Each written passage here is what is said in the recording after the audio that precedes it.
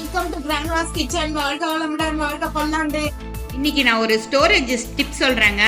ஃப்ரிட்ஜில் வந்து ஒரு மாதிரி சமயத்தில் வந்து ரொம்ப ஸ்மெல் அடிக்கிற மாதிரி இருக்கும்.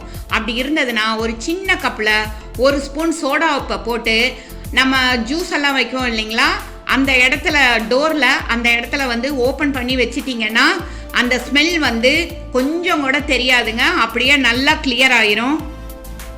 கிராண்ட்மாஸ் கிச்சன், வாழ்க வளமுடன். எல்லாரும் எப்படி இருக்கீங்க? நான் ரொம்ப நல்லா இருக்கேங்க. இன்னைக்கு நம்ம பார்க்க போகிறது ஒரு மசால் வடை. அதுக்கு கடலைப்பருப்பு இருக்கு இல்லைங்களா, நம்ம தாளிக்கிறோம் இல்லையா, அந்த கடலைப்பருப்பை வந்து எடுத்து இதை வந்து ஒரு 2 hours தண்ணியில் வந்து சோக் பண்ணி வச்சிடணுங்க. இப்போ வந்து 2 மணி நேரம் ஊறிடுச்சுங்க நம்ம பருப்பு. பாருங்கள் எவ்வளோ ஃபஸ்ட் கிளாஸாக ஊறி வந்திருக்குன்னு. இதை வந்து 2-3 பார்ட்டாக பிரிச்சுக்கணும். எதுக்கு பிரிச்சுக்கணும்னா, ஒரு பார்ட்டை வந்து நல்லா நைஸாக அரைச்சிடணும். அதுதான் வந்து நல்லா பைண்டிங் கொடுக்கும் நம்ம வடைக்கு.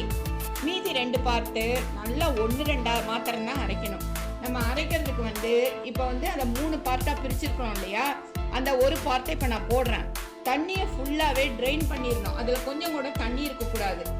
அதுக்கு தேவையான அளவு உப்பு, அதுக்கப்புறம் சீரகம் வந்து நல்லா 1 ஸ்பூன் இருக்கிற மாதிரி போட்டுக்கலாம். போட்டுக்கிட்டு நான் சொல்லியிருக்கேன் இல்லையா, பெருங்காயம் வந்து ஒரு 4 பீஸு. இதையெல்லாம் வந்து நைஸாக அரைச்சிடலாம். இப்போ ஃபஸ்ட்டு இது மாதிரி நல்லா நைஸாக அரைச்சிடணும். இதுதான் வந்து நம்ம வடைக்கு வந்து பைண்டிங்கு கொடுக்குற ஒரு விஷயமே இதுதான். இப்போ வந்து மீதி இருக்கு இல்லைங்களா பருப்பு, 2 பார்ட்டு, இதை வந்து மிக்சியில் போட்டு 1-2 தான் அரைக்கணுங்க. கண்டிப்பாக நல்லா குறைப்பாக தான் அரைக்கணும். கொஞ்சம் நைஸ் ஆச்சுன்னா கூட அப்புறம் வடை நல்லாவே இருக்காதுங்க. அதனால அது வந்து கொஞ்சம் கவனத்தோட அதை நம்ம அரைச்சிடலாம். இதுங்களா, இந்த பதத்துக்கு நல்லா குறைப்பா ஒரு 1/4 பருப்பு, அதுக்கும் கொஞ்சம் சின்னதாக அது மாதிரி தான் அரைக்கணுங்க. அதுக்கு மேலே அரைக்கக்கூடாது. நம்ம தண்ணியை ஃபுல்லாக வேற வடிச்சிருக்கோம். அதனால இந்த பதத்துக்கு பர்ஃபெக்டாக வந்திருக்குங்கப்பா. அது வந்து நீங்கள் பல்ஸ் பட்டனில் ஒரு 2-3 தடவை போட்டால் கூட இது வந்து நல்லா அரைஞ்சி வந்துருங்க. நம்ம நல்லா அரைச்சாச்சுங்க. இதில் காரத்துக்கு வந்து ரெட் சில்லி போட்டு ஒரு 2 ரெட் சில்லி போட்டும் அரைக்கலாம்.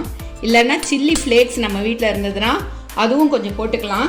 நான் இன்றைக்கி சில்லி ஃப்ளேக்ஸ் போடுறேன். அப்புறம் பொடியாக கட் பண்ணி வச்ச பச்சை மிளகா 2 அதை போட்டுக்கிறேன். கருவேப்பிலை போட்டிருக்கேன். அப்புறம் பொடியாக கட் பண்ண முட்டைக்கோஸ், இது வந்து வடைக்கு வந்து ஒரு ஃப்ளேவரை கொடுக்கும்.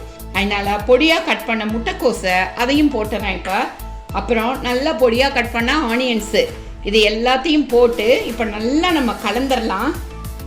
இப்போ எல்லாத்தையும் போட்டு நல்லா கலந்துடலாம்.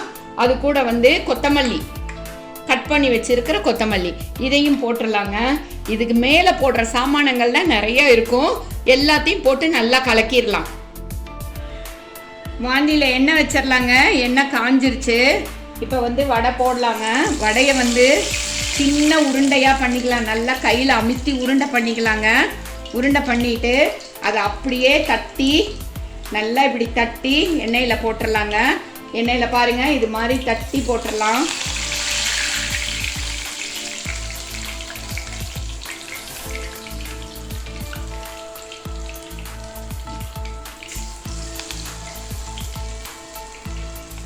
இப்படி குட்டி குட்டி உருண்டையாக உருட்டிக்கலாங்க. உருண்டை உருட்டிக்கிட்டு பிளாஸ்டிக் கவரில் வச்சு இப்படி தட்டலாம். தட்டி இதை எடுத்து அப்படியே இப்படி எண்ணெயில் போட்டுடலாங்க. எண்ணெயில் போட்டோம்னா சூப்பராக வெந்து வந்துடுங்க. ஒன்றுமே கஷ்டமே கிடையாது. ஒரு பிளாஸ்டிக் ஷீட் இப்படி எடுத்துக்கலாம். இந்த உருண்டை பண்ணி இதை வந்து இப்படி ப்ரெஸ் பண்ணோம்னா நல்லா ப்ரெஸ் ஆயிரும். இதை வந்து இப்படி ஓரமாக இப்படி போட்டோம்னா ஈஸியாக வந்துடுங்க. வடை சூப்பராக வெந்து வந்துருச்சு பாருங்கள். இப்போ இதை வந்து இப்படி லைட்டாக மெதுவாக இப்படி திருப்பி போட்டுடலாங்க. சூப்பராக வடை நல்லா வெந்து வந்துருச்சு. இப்போ வந்து இதை வந்து ஸ்ட்ரெயினருக்கு மாற்றிடலாம். நல்ல கிறிஸ்பியான சுவையான சூப்பரான ஒரு மசால் வடை ரெடி ஆயிடுச்சுங்க. பாருங்கள் எவ்வளோ உள்ள ஃபுல்லாக சாஃப்டாக இருக்குது, வெளியே எவ்வளோ கிறிஸ்பியாக இருக்குதுன்னு பாருங்கள். சுத்தமாக ஆயிலே இல்லை. நல்ல ஒரு சுவையான ஈவினிங் ஸ்நாக்கு நல்லா ரெடி ஆயிடுச்சு. மழையும் வெயிலும் மாறி மாறி அடிக்கிற இந்த நேரத்தில் சண்டேவில் ஈவினிங் ஸ்நாக்காக நம்ம குழந்தைங்களுக்கு சூப்பராக செஞ்சு சாப்பிட்லாம். குழந்தைங்க பேர் சொல்லி நம்மளும் நல்லா சாப்பிட்லாங்க.